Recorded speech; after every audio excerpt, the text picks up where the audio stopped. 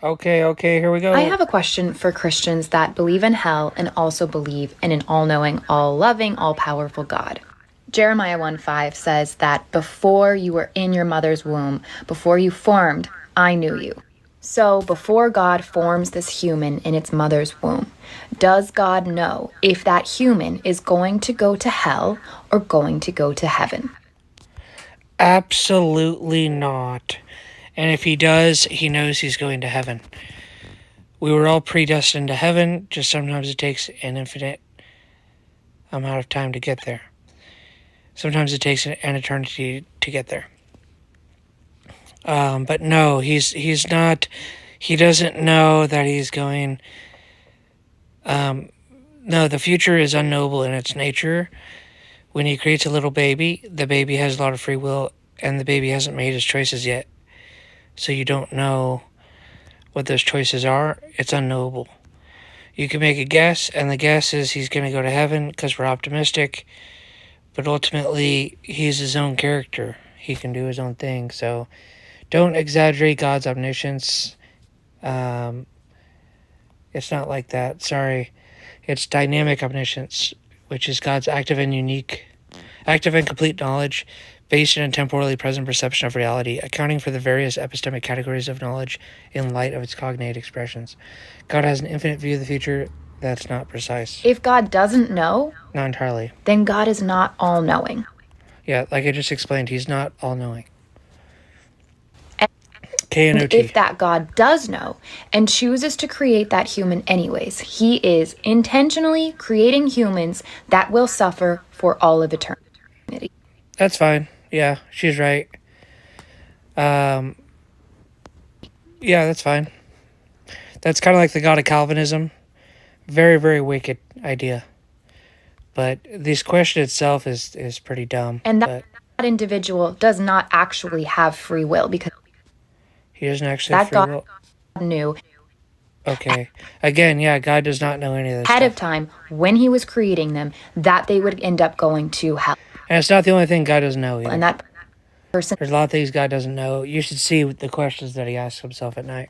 Did not have a choice in that matter because it was already decided as soon as God formed them in their mother's womb. You cannot have an all-knowing, all-powerful, all-loving God and hell. God is also not all-loving. That's ridiculous. Don't get lost in 1 Corinthians 13. Read Genesis. He flooded the earth. He's all holy. You could argue that. That's fine. Lays out a challenge for Christians who believe in both hell and an all-knowing, all-loving, and all-powerful God. Here's the gist. If an all-knowing God creates people he knows will go to hell, then those people don't have free will. And if they don't have free will, then God is sending them to hell for no fault of their own. Since that is incompatible with a good God, then therefore hell is incompatible a little bit. It's not exactly what you said. With an all-knowing and all-good God. All right, so that's a challenge. Let's pull out the red pen and give our response. At the heart, it's not that complicated. It's not that hard. Challenge is a fundamental error in thinking. More specifically, this challenge has a mistaken understanding of how God's foreknowledge actually works. It assumes God's foreknowledge somehow causes my actions. Oh. And if it causes my actions, then I'm not free. But God's foreknowledge doesn't cause what will happen. Rather, it reports what will happen. And that is a really important difference. It's not God's knowledge of my future actions that cause my future actions. Rather, it's my actions that ground God's knowledge. But if God has knowledge of the future ahead of time, and then he creates you, knowing that you will malfunction into hell, then it's a problem. Of future actions. This guy is saying, "Oh yeah, God does know the future." Here's how, and that's all. It's all good because it's not the knowledge that killed him. Philosophers put it. While God's foreknowledge is chronologically prior to my actions are actually logically prior to what God foreknows. Maybe an example will help. If I freely choose to eat Fruit Loops for breakfast tomorrow, then God will have always known that I would choose to eat Fruit Loops. Nope. Not true. This tomorrow.